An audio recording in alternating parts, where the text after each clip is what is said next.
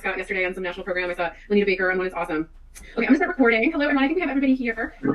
So we're doing the shortened, modified version. So really the way you should think about the summer class, we're really doing 2 weeks of material in one. So it's really compressed and expedited. But even in that format, I didn't want us to be doing too much live time because as we all are keenly aware, there's just limits to how much we can do in this kind of a format.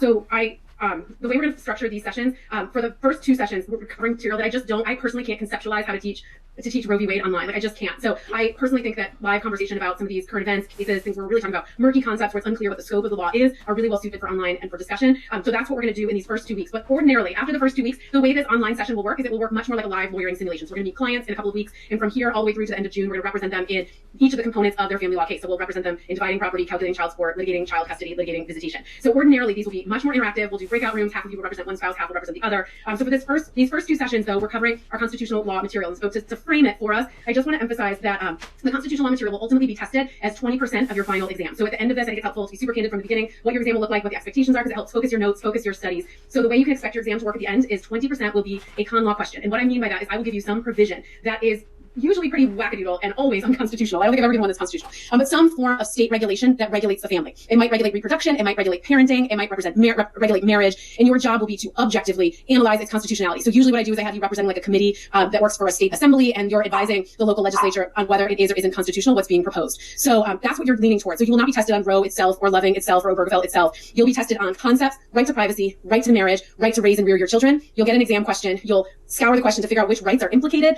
and then you'll apply the doctrine to that case. And so I think that's helpful context, because I think a lot of people know that I am really interested in reproductive rights. I am really interested in marriage equality. I am really interested in like the specific topics we're talking about, but that's not really what we're studying. What we're really studying in this unit is the outer bounds of constitutional regulation of the family. Almost all of what we think about as family law is delegated to the states. What can the state do and what can't it? So we can think of the sort of federal constitution as like an outer perimeter within which states can regulate. So that's what we're leaning towards. So to give you an example, many years ago, my question was state law that would ban a liquor sale to a visibly pregnant woman. Well, what the heck is a visibly pregnant woman? How many ways can that go wrong? And why can't we sell it to her even if it's not to consume? Can't I buy a bottle of bourbon to bring to someone as a house guest? And so you had to analyze that through the lens of the rights of pregnant women, through the lens of the right to privacy, and reason through that it's likely unconstitutional for these specific reasons. So that's where we're moving to at the end. I'm not going to spend a lot of time reviewing our course because hopefully you've watched the video, or you will watch the video, and hopefully you've read the syllabus. But I do want to open it up first if anyone has any questions about what's going on with week 1 so far, with any of the modules that are online, with getting a book, any questions at all before we jump into substance. Did you say that you do have an extra book? I have one in my office. If somebody that I could get to, one of the old editions that I would eventually have tossed. So let's follow up offline, and I'll have to think about who's on campus who can get it to you. But if I can get it to you, it's yours. All right, sounds great. Thank you. Yeah, absolutely. And then let me just close my thought on the exam thing. So I told you 20% of the exam is this common law question. I actually don't call it a common law question. I call it a policy question. The other 80% is bread and butter family law lawyering. And I can tell you exactly what the questions are right now. Does the couple have a valid marriage? Does the couple have grounds to divorce? If so, where can they divorce? When can they divorce? And how can they divorce? How will the property be divided? How will child support be calculated? How will child custody be decided? How will visitation be decided? That's your exam. So it's super predictable. So the way I encourage you to approach this, especially in this condensed, fast-moving summer session, I encourage you to approach the material and it's an open book exam. So I encourage you to approach it as if you're moving toward preparing your open book exam material. So for example, next week in class, we're going to study grounds for divorce, and I have you make a chart. Surprise, if you've had me before, love my charts. If you do a really bang up job on that is your study tool. And then when you walk in and take your open book exam and you analyze whether there are grounds for divorce, you'll just scan the chart, and that's what you'll use. So a lot of the things that you're doing in the online content is to prepare you for exam success. And ordinarily, with the exception of these first 2 weeks in this lab, we will be practicing exam readiness. What are the client counseling points? What are the ways to structure an answer? That's what we'll ordinarily be doing in here. I want to also just mention at the outset that this material that we're studying is incredibly timely, particularly today. At any day starting yesterday, between now and the end of June, the U.S. Supreme Court will be publishing a new opinion that we'll talk about in a moment that will reconsider the issues in Whole Woman's Health. So lots of, if you've probably seen the news, these sort of so-called deathbed confession of Norma McCorvey, the plaintiff in Roe, lots and lots happening in the news. So I couldn't be more excited to be talking about this tonight because there are lots of current events that we can touch on as well. But before we get to any current events, I'm going to start with a historic run-up. So what we're studying here is hands down, probably ultimately by the time we get to Roe, one of the most contested Supreme Court decisions that has ever been published. And so I like to study this. First of all, I like to start by clarifying we're not studying abortion. We're studying the constitutional limits on the rights of states to regulate families and what the standards we will apply to our future policy or law that I give you on the final exam. But I do think it's helpful because it's impossible to not acknowledge the controversy surrounding Roe, particularly the way it was decided, the way it was written, and what it said. So what I like to do with this unit is we're going to basically do a full chronological run-up. And you probably cursed me several times when you worked through the readings when I had you read them in chronological order. And that's what we're going to practice today. So I'm going to start us off. We're going to start with Griswold just to get our bearings, and then you'll see what I mean about the chronological order. So I think I have Johnny first. Johnny, are you there? I see you. Yes, I'm here. Hi. So why don't you start us off by telling us what the statute was at issue in Griswold? It should catch all of our attention. The 14th Amendment statute. But what did the state of Connecticut say? Sorry, that's the U.S. Constitution. Sorry, the statute, state of Connecticut. It's a statute that bans, I won't say bans, but it prohibits any information or instructions on medical advice to married people that prevent, that focus on conception. So if you talk about conception or give instructions about conceptions, you are going to get arrested.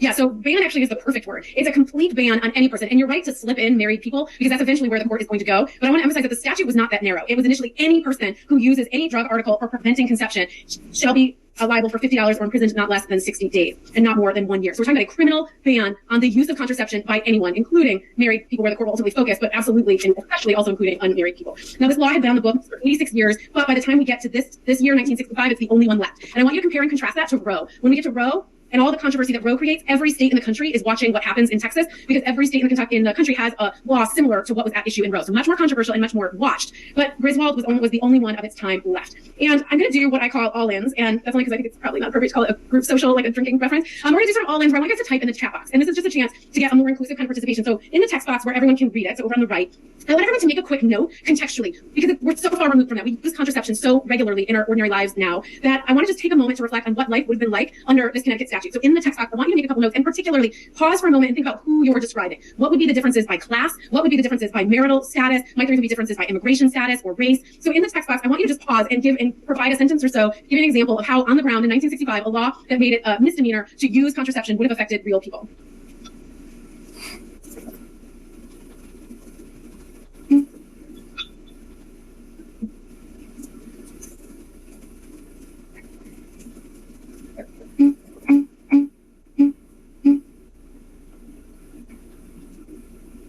Okay, so lots of different. I love the baby boom references. Yes, good. So it definitely would affect the population, but also there would be real class disparities here because this is only the law in Connecticut, right? So it really has to do with how much state scrutiny you fall under. How is the state going to know if you're using contraception in your marital bedroom? What are the ways in which people interact with the state? Do you interact with the state in housing? Do you interact with the state in medical care? Or are you outside of those systems and in more private networks? So the likelihood of being caught was particularly high at public clinics. So where the arrests were happening were at public clinics, and we can see lots of modern parallels today. If you had a private doctor and you're in Connecticut, you might nonetheless be able to find access to contraception. You might nonetheless be able to get it from a neighboring state. And then furthermore, if you become pregnant and you didn't want to become pregnant, there are real serious health disparities as well. And so there were a few references to disparities throughout here, a couple, but I'm going to mention it. I'm going to pop up my slides here. This particularly would have real life and death consequences in some communities. I'm going to pop up here. This is a picture of maternal mortality rates. And so we're talking about a law that had been on the books for 86 years. So it's 1965 right now, but we're going all the way back into the 1800s. Take a look at the difference between where maternal, on the left here, where maternal mortality rates are now out of per 100,000 deaths compared to where they were in 1935. So not just the risk of abortion, but the risk of death, because it's probably more likely that you might carry an unplanned pregnancy to term. And with that came real maternal mortality risks. If we look in the column on the right, particularly, and this is a modern statistic, I want to mention that maternal mortality is still a real issue and really heavily implicated in contraception access and abortion access, but particularly racialized today. So look at those numbers, 3 times higher maternal mortality rates for Black women than non-Hispanic white women, and notably higher for American Indian, Alaskan Native women as well. So I mentioned that just to put in context this law that we're talking about here. So we always study it and we just sort of fly past it and we take the right to privacy out of it. But if we just imagine what life would have been like then, it would be notably different and notably stratified as to how this law would affect various people. So Johnny, I'd like to come back to you. How did this lawsuit come to be? It's kind of a quirky little story that the textbook describes for us. How did we come to bring this suit? It didn't just happen. It was quite planned. Anyway, sorry. Yeah, so do you want me to start all over, like, or give you the synopsis and kind of break it down? Or? Can you tell us who got arrested here specifically and how it happened? Okay, so Griswold and Nexon were arrested for giving information, instructions, and medical advice to married people preventing conception. They were arrested and convicted based on the Connecticut statute that prevented contraception. For some reason, I like to call it birth control for some reason. So I don't know. So they got arrested based on that for assisting married people in wanting to use it. Good. And notably, when Griswold and Buxton were arrested, if you saw in the little write-up after the case, they planned this. This was a strategy. They put a clinic together knowing they would be arrested. And let me bump to Nathan for a second. Nathan, I asked you to be on call for the Poe v. Ullman case. Tell us about that. Why did Griswold and Buxton have to get themselves arrested? What happened in Poe before we get to Griswold? Well, in 1961, to that point, nobody had actually been arrested or prosecuted for the offense. And so the Supreme Court said it was unripe. So they didn't have standing to challenge. Good. And who happened to catch, do you remember anything about who were the plaintiffs in that case in Poe? So Poe is the precursor to Griswold. And who were the plaintiffs there? It's very different than what ultimately gives us this right to privacy. Well, it was a married couple and their doctor that was challenging the law. But they were doing it. Afraid of the impact of the law? Right. Do you remember why? Like, what were their specific conditions or concerns? There was a medical condition that caused the wife to not be able to carry to term. And so she wanted to seek medical advice on contraceptive. Good. And so if you go back to the sort of all-in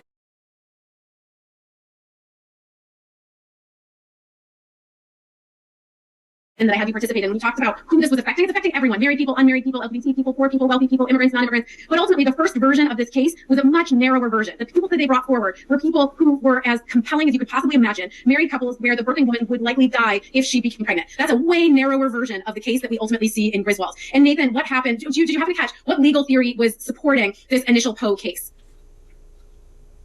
I don't remember that. I mean, So just to put it in context, this is 1961, and this is a case brought by women's groups. And so I like to start here instead of starting right in with Griswold, because I think it's helpful to just wrap our minds around how and why we're even talking about the right to privacy. Because if you think about what the women's movement was all about in the 1960s and the 1970s, the last word that would come to your mind would be privacy. Instead, you might think freedom, liberty, autonomy. It was much more about bringing the state into the marital bedroom to stop marital rape, bringing the state into the home to stop domestic violence. And so it was much more about liberties and freedoms. And did you find it, Nathan? yes, it talks about having police power to go into the marital bedroom and inspect. Good. And what were the advocates saying in Poe was so offensive about that? That's there's a sanctity in the marital bedroom, in the intimacy of marriage.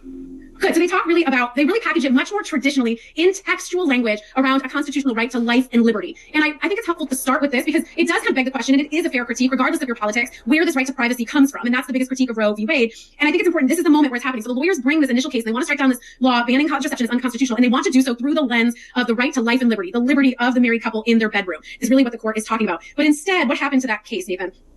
The Supreme Court said that because the couple hadn't actually been prosecuted, that they didn't have standing, and that it was unripe. So somebody actually had to be prosecuted or be injured to actually seek remedy. Good, perfect. So the court strikes it down, sends them home, and that's why Griswold and Buxton have this dinner party where they decide that they're going to open a clinic for the purpose of getting arrested. So it's a very conscious and very bold, frankly, legal strategy that comes out of Poe. And we're going to talk in a moment about this with Nathan again. But there was a dissent. Did you happen to catch the dissent, Nathan? I read it, but I don't remember. So the key point, the majority dismisses the case on standing grounds. The dissent would have heard the case, and it's authored by Justice Harlan. And Justice Harlan says, you know what this case is really about? This case is really about what, Nathan? Let's see.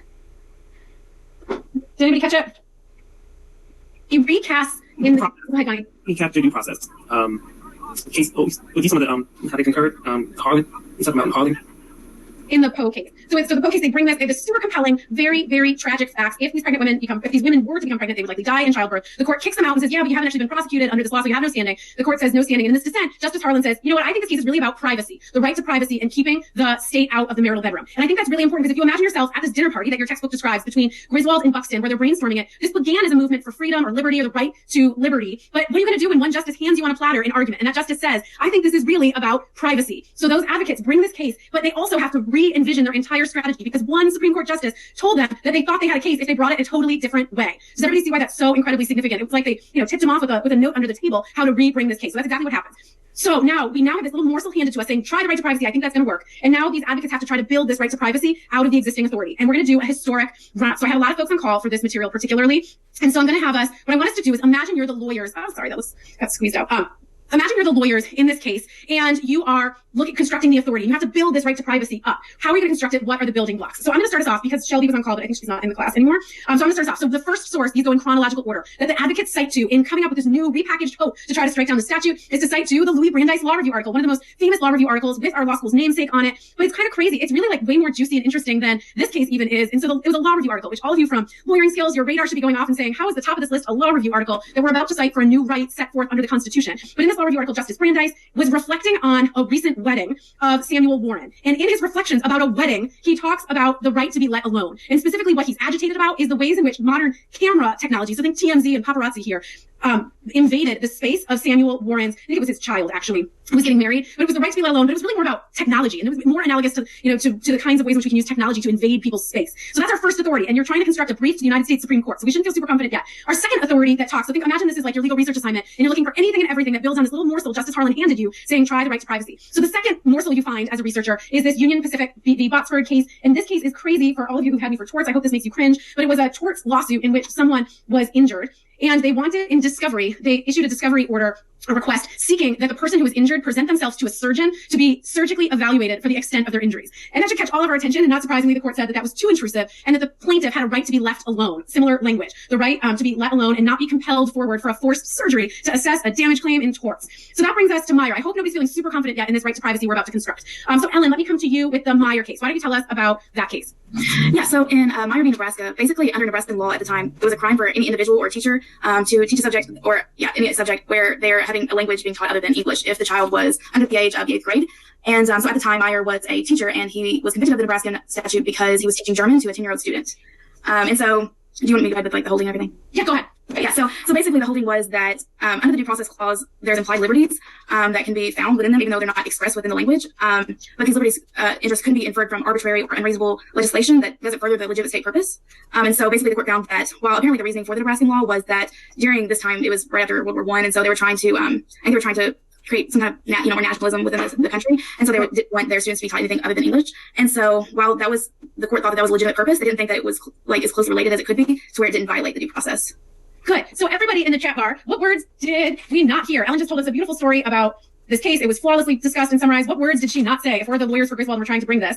Good. What else? Privacy is definitely one. That is absolutely not. But who was she talking about compared to who we are talking about?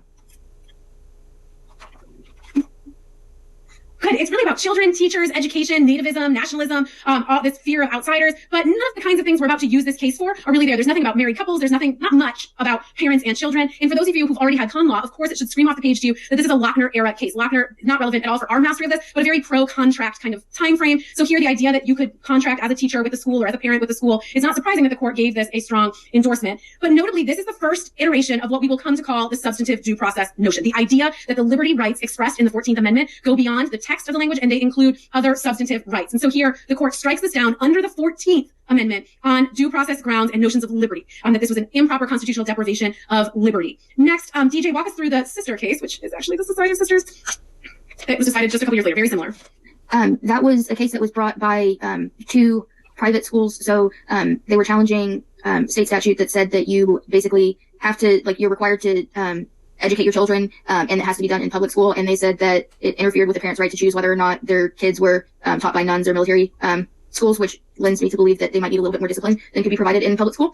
So they decided, the court held that the states can require parents send their children to school, but they can't say you have to send them to school and it has to be a public school. Good. And what's the constitutional authority cited for that proposition?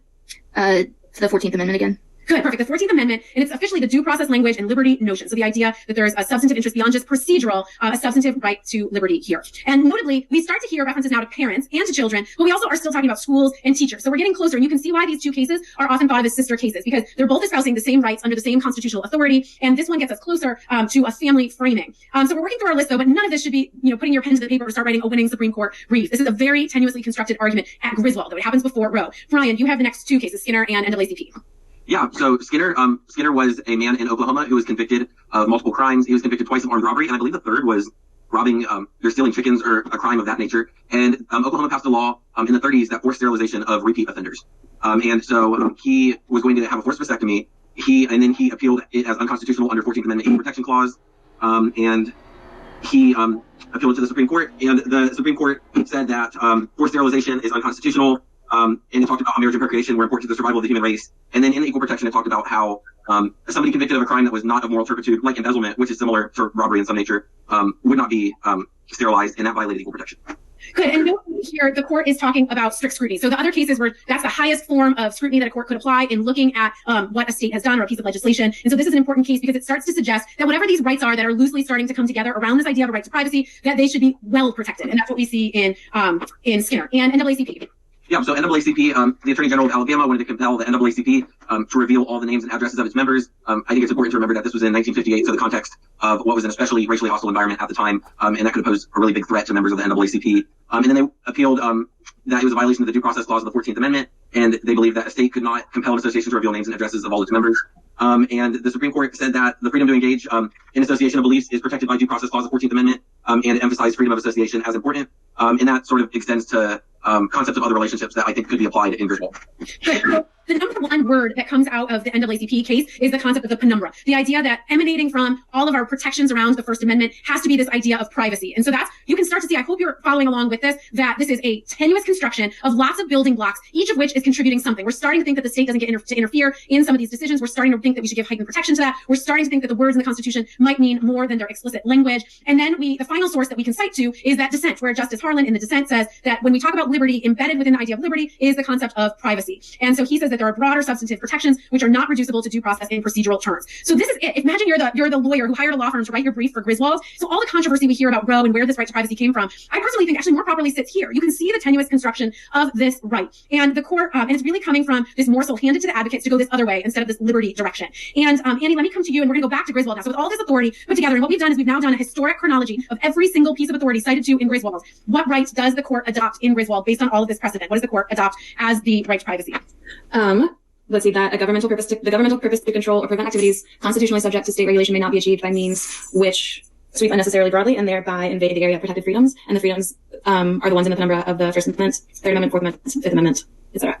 Good. Lots of important things came out of what Annie just said. First, in the way she was describing this, she's describing this as this kind of outer limit. That's what she's describing. This idea that whatever the Constitution says, emanating from all of these rights, the right to not have to quarter soldiers in your home, to protect you from unreasonable searches, to not self-incriminate yourself, embedded in all of that conceptually or emanating from the penumbras is this idea of privacy. And notably, though, the court does not, in Griswold, put it in the 14th Amendment, where Meyer did, where Pierce did, and where Roe is. So if you're taking notes on this, Meyer, Pierce, and Roe see this right more squarely as the substantive due process right, and that's the critique that Roe takes most bluntly. But here, the court instead sees it emanating from these other rights within our Constitution. And what does he see, Annie, what does he see as the protected individuals here? Is this really about everyone? If we go back to our all-in from earlier, we had all sorts of interests that we were thinking about. We were talking about LGBT people, we were talking about class differences. Who is he actually protecting here, Justice Douglas?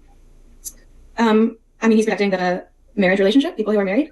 Good, and that's absolutely right. But notably, that was the Poe case, right? The Poe case were these freaking compelling plaintiffs who were just the perfect plaintiffs you could put forward. People would suffer these tragedies if they were to conceive. This case was about two people who conspired over wine at a dinner party to open a clinic to get arrested. The married people are not in this case. And so you can see a real conservative frame around who gets this right. So it's not that the right has to do with sex or with non-procreative sex or with non-marital sex. It's the marital relationship and the home. And so I want to use this, if you're taking notes, this is the perfect spot to start to sketch out the right to privacy. And so the right to privacy has often been described, use my whiteboard here, the right to privacy has often been described in three different ways. It's been described in a locational sense,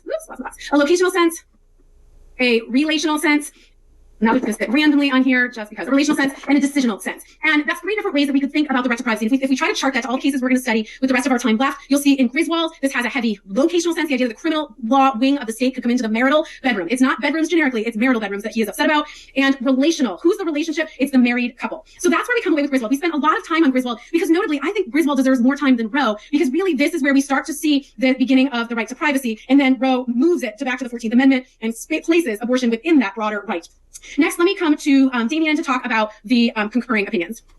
Sure. So instead of finding that the right to privacy, or I'm sorry, this is Goldberg's. Sure. And instead of finding that the right to privacy in marriage was contained in abstract penumbras, he emphasized the Ninth Amendment and said that more liberties are protected under the Fifth and 14th Amendments than those listed by the first eight amendments would imply, and concluded, to conclude otherwise would nullify the Ninth Amendment. And I assume from that, of course, that would violate the framers' intent, and are extrapolated a bit from his concurrence that would violate framers' intent and basic statutory interpretation principles. Good. So this concurrence is really interesting. He actually offers it again in Roe, and then he dies. And it's noteworthy because at the time, the scholarly debate suggested that this is the textual version. So for all the critiques of Roe that say, where in the Constitution does it say this? Many would then have pointed to Goldberg and said, well, if we had gone with the Ninth Amendment, we could say that by default, this was a right that the people held. So ultimately, it's a tiny little historic moment that this Ninth Amendment argument lives as a possible home for the right to privacy. And then, Holly, where does Justice Harlan put it again? So Justice Harlan says that the proper question here is whether this statute infringes on the due process of the 14th Amendment. He says it does because it violates basic values that are implicit in the concept of ordered liberty. Beautiful. So this case sets out for us the right to privacy, places it in this penumbra of rights emanating from a number of constitutional provisions. But we see the debate happening with competing perspectives. Justice Harlan still remains super important because he ultimately bridges us into Roe. And Olivia, tell us about the two dissents here. Yeah, so Justice Stewart and Justice Black joined to say that they both agree that this is an uncommonly silly law. As a practical matter, the law should obviously be unenforceable, except in the oblique context of the current case. They both say they believe the use of contraceptives in the relationship of marriage should be left to personal and private choice. But then they go on to say that the case isn't being asked about their personal opinion, policy, or morally wise. It's being analyzed whether it violates the Constitution or not. And they say there's no explicit right to privacy stated anywhere in the Bill of Rights. Good, perfect. So these are the critiques we come to know really well. So Griswold is a super important case, giving us the right to privacy and placing it in the penumbra emanating from a number of other textual constitutional provisions. But notably, who holds the right, if we think about this in relational terms, married couples. So that brings us to Eisenstadt. So Adam, how does Eisenstadt change everything about what we just studied? Or expand what we studied? Is Adam here? Is Adam here? I don't think he is. Does anyone want to volunteer to tell us about Eisenstadt? I can summarize it if we need to. Our class roster is a little off. Does anyone want to volunteer?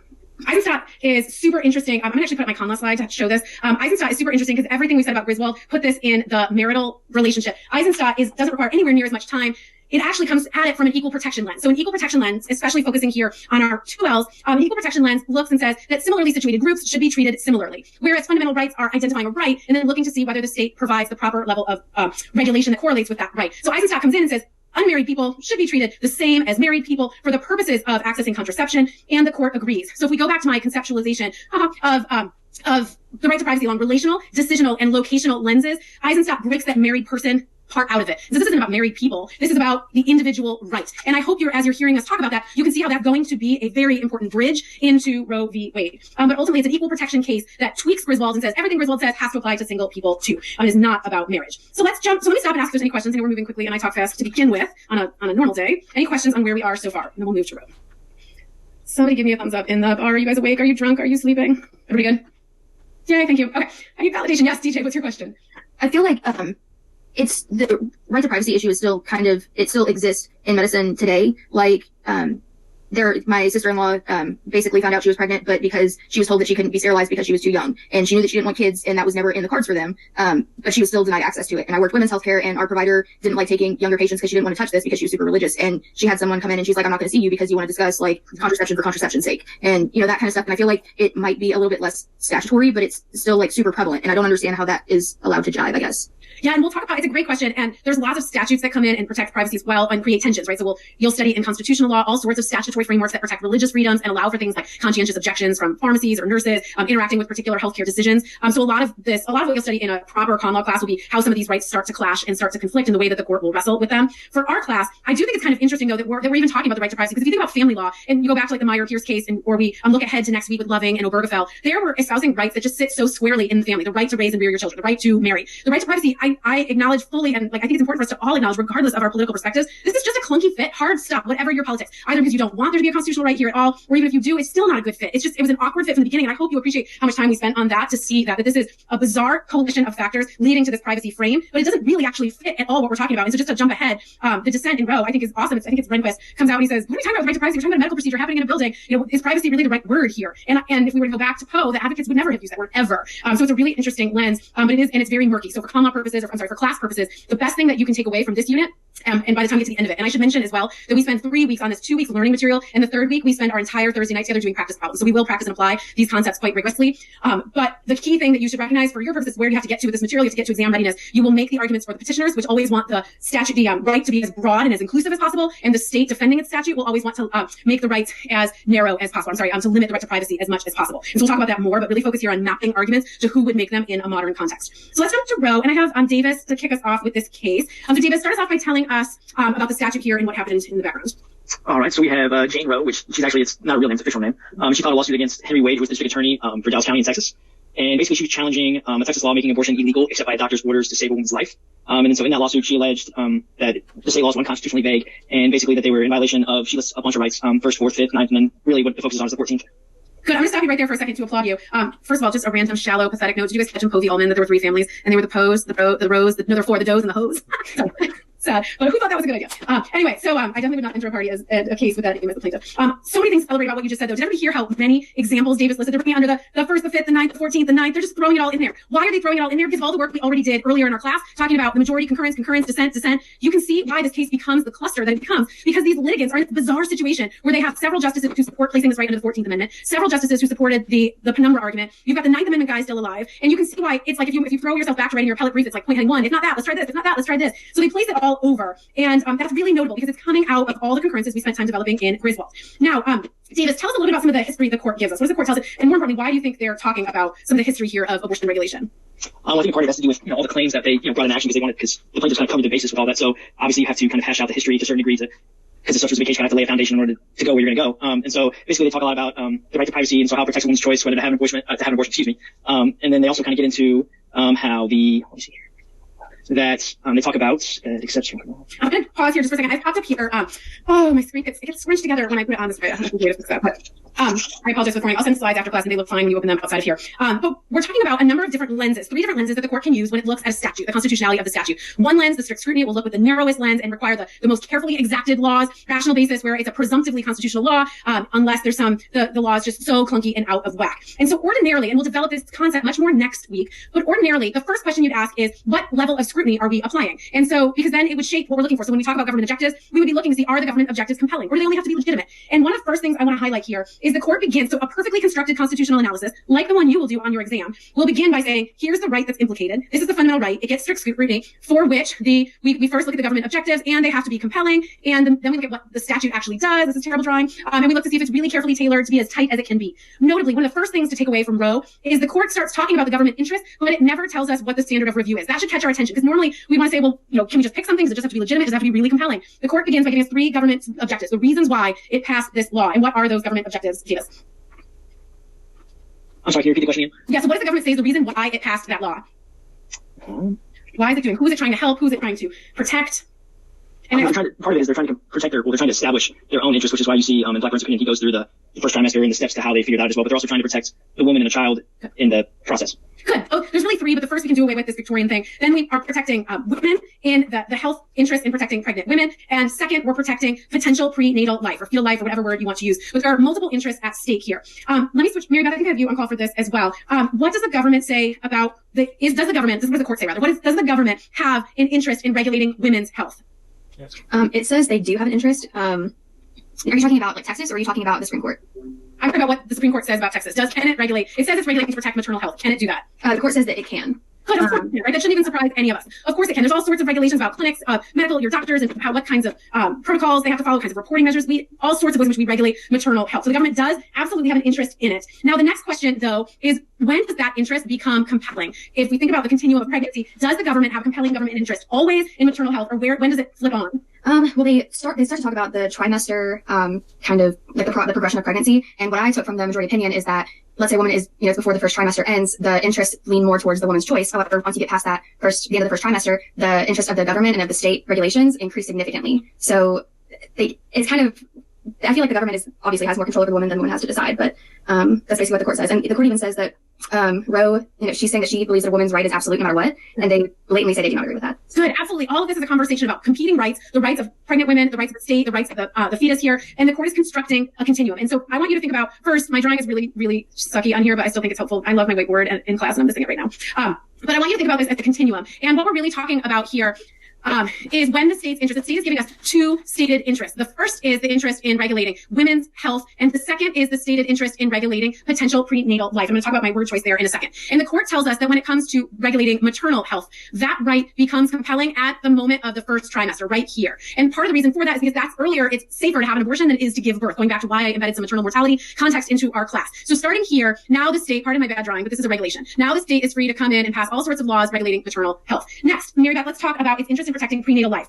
When does the courts, first of all, when would the state want that interest to become compelling? If we're talking about from conception, I don't know what that is as I go, I don't know what that is here, to birth down here, when would the government want that to become compelling? At the point of viability of the fetus. So if it could live outside of the womb. The court, let me use different language. When does Texas want it to come? You're absolutely right on the much harder question. So Texas wants it to be at conception.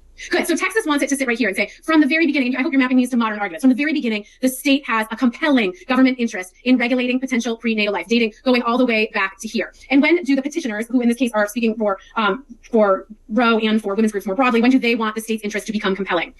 So what I'm wanting to say is whenever, but let's see. When would they say that there's officially a constitutional person? Another reason. Viability? I don't know. They're going to go even further because they're concerned about the idea that the government could be regulating. Like if I could draw a pregnant woman, that's what that is there. Yeah. They're concerned about this idea of a patient. But they're concerned about the idea of a patient within a patient, right? So the women's groups are going to be uncomfortable putting an interest inside of another constitutional person, right? So they would say, the moment of birth, we have a constitutional person, and that's when the state's interest can become compelling. But more importantly than my terrible drawing here, back to what you first said, the answer sat right there at that second trimester. That at the moment of viability is the key word. That's when the state's interest in potential prenatal life becomes compelling in the Roe opinion, because that's when the fetus is capable of life outside of the womb. And let's see if I have a better slide than this one. Okay. So it's recognizing these two rights. Now, next question, Mary Beth, so all of the time the court has been talking about these government interests. What constitutional source does the Roe majority, where does the court house the right to privacy? Where does it find its constitutional home? Was it the 14th Amendment? Good. It switches it, right? So it moves it from where we put it in Gonzalez right back to where Justice Harlan wanted it in the 14th Amendment substantive due process. And what the court says is, it says whatever this right to privacy is, back to this kind of outer boundary visual, whatever this right to privacy is, it includes the right to terminate a pregnancy. Now, the most important question of the night, does the court ever say that the right to terminate right to abortion is a fundamental right? No. Yeah, no, talk about it. What does it say? It's really close. I know exactly where I saw that. I'm trying to find it. It's the same quote I repeated. It says that the fundamental right to privacy is so broad that it encompasses a woman's decision whether or not to terminate her pregnancy. It's the closest that any U.S. Supreme Court case will ever get to positioning the right to abortion as a fundamental right, but it does it by sort of mapping it in to this right to privacy. And one thing I want to just briefly mention before we move past Roe is notably the court says in Roe that some would phrase the state's interest in fetal life as a duty. And I want to make sure I just mention that, because as we think about where abortion politics are going, the court in Roe unequivocally put these two rights, the right to maternal health and the right to potential prenatal life, and gave them pretty equal treatment. We're about to look at Gonzalez, where we're going to see a huge swing in the way in which the court positions the two rights. So let's talk for a moment, but we won't spend much time on Gonzalez. The reason I want to spend some time on Gonzalez, hold on a second, I'm jumping way ahead. I skipped the dissent. Let's talk about the dissent. So we leave Roe. Let me go back. Let me pause. Slow my road here. We leave Roe with a couple significant takeaways that I want to make sure I emphasize clearly. There is a constitutional right to privacy, and it does include the right to terminate a pregnancy. The constitutional source for that right is the 14th Amendment, liberty notions of substantive due process. And then it's getting really close to saying that gets the highest rigorous levels of scrutiny, and we're about to rip that away in Gonzalez in a moment. Last question for you, Mary Beth, or for Davis. If we go back to thinking about the right to privacy on locational, relational, and decisional lenses, which of those are implicated here? Would it be decisional? Decisional, and whose decision is it? Is it decision of the woman? The pregnant woman? Is it her decision alone? No. Who's with her? We're still talking about Roe, right? Yeah, sorry. Okay. Well, it also has to implicate the state government's interests, I guess. Why don't folks weigh in the chat bar there? Who holds this right? Gonzalez put it with married people. Eisenstadt ripped it away. It's really the doctor's right here. There are spots where it says doctor only, and there are spots where it says in consultation with the doctor. It never, notably, the relation at stake here is not the pregnant woman and the baby's father. That is not the relationship at stake. It's the doctor in relation to the pregnant woman. That's the relation, and the decision is a medical decision held by the doctor and the woman. There is not a single spot in the entire Roe decision where it ever positions the right as the pregnant woman's right alone, and that's really important. Dimitri, tell us about the dissent here in Roe as well. Hello, Professor. Can you hear me? Yeah. Okay, awesome, great. The dissent was, it was great. You talked about it a couple times, but it challenged the majority opinion in a few ways. So first, Justice Rehnquist talked about how the act of abortion is less private than the other privacy rights that the court has used to define the term privacy in the past, and you spoke on that earlier. Second, the dissent states that the fact that a majority of the states have had restrictions on abortion for at least a century is a strong indication that the asserted right to an abortion is not so rooted in the traditions and conscience of our people as to be ranked as fundamental. And this reminded me, I think it was Justice Black's dissent in Griswold, where he says that Justice Goldberg has adopted a recent discovery that the due process clause can be used by the court to strike down all state legislation, which the court thinks violates fundamental principles of liberty or is contrary to the traditions and collective conscience of the people. And then, I'm sorry. Good. Perfect. Yes. So lots of robust public critique coming out of Rehnquist suggesting, and it's going to carry all the way into whole women's health, suggesting where is the textual basis for this? What are the limits of this right? And these are fair questions to ask regardless of your politics. What are the limits? The entire reasoning of Roe v. Wade is whatever this right to privacy is, it's broad enough to include the right to terminate pregnancy. But then the next question is, well, if that's true, what else is it broad enough to include? I'm going to make two more points before we wrap up. First, the opinion in Roe and all of the hard work that we've begun to develop takes a considerable turn in Casey. And Casey is not meaningfully discussed in your casebook because it ultimately gets swept into either Gonzalez or Whole Woman's Health, depending on your text. But I want to make sure you can cut and paste it straight from this slide if you need to. But this becomes the new language. So just to compare and contrast, ordinarily, when we think about fundamental rights, we run them through this pretty neat and tidy analytical mechanism. We say, what are the government's objectives? What are the means chosen? And you work through step 1 and step 2. Casey, an opinion we won't spend much time talking about, comes in and says, that's all really messy and all this trimester stuff, and it's all very temporal and this continuum in my bizarre pregnant woman drawing. Comes in and says, here's the test for the right to privacy. When a regulation imposes an undue burden on women's ability to make the decision, that's when we flip the switch. If it poses an undue burden, and the definition of an undue burden is presented in my second paragraph here, something that has the purpose or effect of placing a substantial obstacle in the path of a woman seeking it, that's when we flip the switch. So we ultimately move away from this trimester framework that we studied, and we say, well, what's really going to flip the switch is if the state action, the law or regulation that we're talking about, puts an undue burden on this decision. So what we're going to do, I want to be very, very sensitive to everyone's time. So what we're going to do next week when we meet, the Gonzalez and Whole Woman's Health are the two most recent cases, and they also actually present a perfect opportunity to review everything that we studied here as a setup. So we'll come back next week and we'll pick up. I know I still have Ethan, we need a number of other folks on call. wall. So those folks will pick up, and we will talk about Gonzalez for 5 minutes and Whole Woman's Health for 10 minutes, and then we'll move into our material. Our first class takes a little bit longer because we're developing these rights. Next class is really part 2 of this same material. So your reading should go quicker. You should have a more rigorous lens when you critique this right to privacy in Lawrence and the ways in which fundamental rights are analyzed in Obergefell and Loving next week. So we will stay on top of our material. I know we moved quickly. We're think of this as a 3-week unit. We've done 1 week. Next week we'll keep building on this. And that 3rd week in person, we will do a rigorous full 75 minutes of practice problems, applying all of these doctrines and cleaning up anything that we move too quickly through. So I'm going to formally end our class, but I have tons of time, so I'm going to stay here and answer any questions and just check in with anyone who has questions, but I'm going to formally stop shouting at you. You guys are wonderful. Keep reaching out with great questions. I'll see you same time, same place next week, and keep reaching out. Reach out by text, reach out by email if you have any questions with the material as you go. So class is over. Question. Anyone have any questions about all the craziness we just did? Dimitri. I'm sorry, my computer froze for a second. I think in week, I was looking at the syllabus, I think in week, I want to say 4, but let me make sure. Oh no, it wasn't 4. Week 6? Okay, week 6, one of the readings says 691 to 796, so... I'll look at it. What week is that? That's 6. Week 6, yes, ma'am. I apologize. I definitely am not. I usually do assign about 20 to 30 pages of reading for this session, but I'll go back and fix it. I'm mortified. Oh, 600 pages is a little much. All right, thank you. Sorry about that. Have a good one, too. Bye. You too, take care. Brian, Annie, Liz, some of the two...